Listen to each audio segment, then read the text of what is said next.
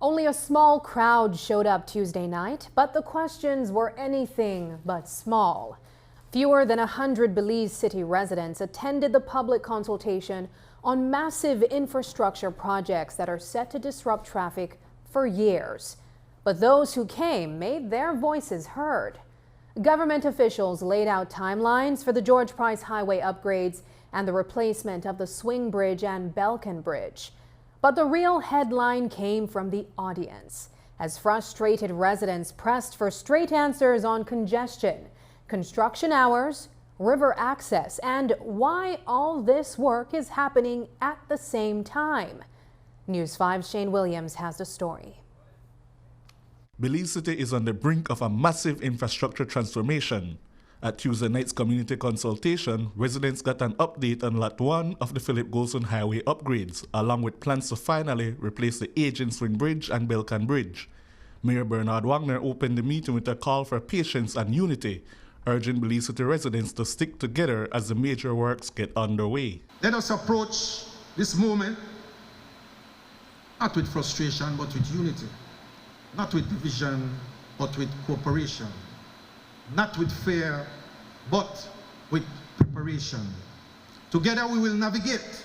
Together we will manage the adjustments. And together we will emerge with a new, modern BelCan Bridge, a new, modern Swing Bridge, and a safer George Price Highway.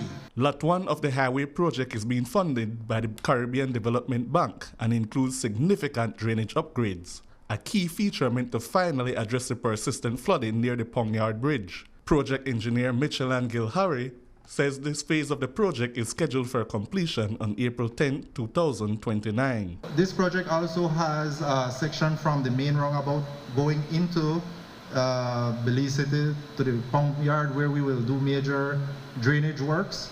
The rigid pavement there, wherever it needs rehabilitated, we'll also do, along with road signage and any adequate road furniture required. Demolition of the BelCan Bridge is set to start on July 14th, with construction slated to wrap up by November 15th of 2028. The Swing Bridge replacement is on a slightly longer timeline, with completion scheduled for January of 2029. Person asked me, why do the two bridges at the same time? The reason why we have reached to this point that we're doing the two bridges at the same time is because we had some delays with the implementation of the BelCan Bridge, whereby we lost about a year and a half for the implementation because we had started the procurement. However, that was stalled. Because we have grants for both projects, it is necessary for us to implement both structures at the same time, because if we don't utilize the grant funds, then the government of Belize will have to find those funding to build those two new structures. Tanya Savory, a resident of Ebony Street, raised concerns about the current state of the Belchana Bridge. She warned that traffic in that area is already overwhelming, and any added strain could make the situation even worse. Has there been any solution in place towards traffic flow that you are now diverting towards Belchana Bridge? Because everyone's going to want to use that. I actually particularly live on Ebony Street, which is already quite inundated with vehicular traffic in the morning especially. The situation again is very fluid. Right? There is nothing etched in stone here. It's a work in progress. But certainly I can vouch that our traffic team will be doing the necessary studies along those other areas that will be impacted. Yes, the MIDH is looking at that. We will rectify those maintenance that has to be carried out on BelChina. We will be doing periodic maintenance on that bridge structure as well for the superstructure. At this point in time, we are also doing works on the approach to Chetamal Street Bridge. Area Representative Lee Mark Chang shifted the conversation toward the nuts and bolts of the construction process, pressing for clarity on how the work will actually unfold. The well-known businessman asked whether contractors would take advantage of low traffic hours, including nights or weekends, to minimize gridlock. We know we have sunlight coming out from like 5:30 already in the morning.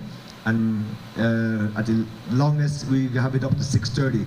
So will we take that advantage of the working time so as to try to make this more fast track rather than the full 3 years? Based on my knowledge and experience of working with contractors in the past and presently at this point in time, the timeline for contractors working are from 7 to 6 p.m.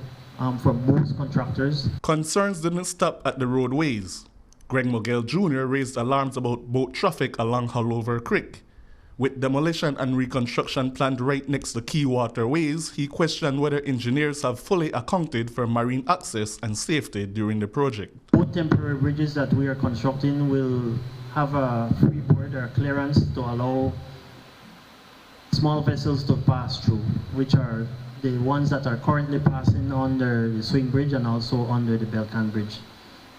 The path may not be as wide as it is right now with the existing bridges, but it will be sufficient for them to pass through based on the designs that we have for the temporary structures. Turnout was surprisingly low for a project this massive, one that will affect most Belizeans and disrupt daily life across Belize City. Still, the questions from the audience were pointed and mirrored the broader worries circulating across the old capital. Shane Williams reporting for News 5.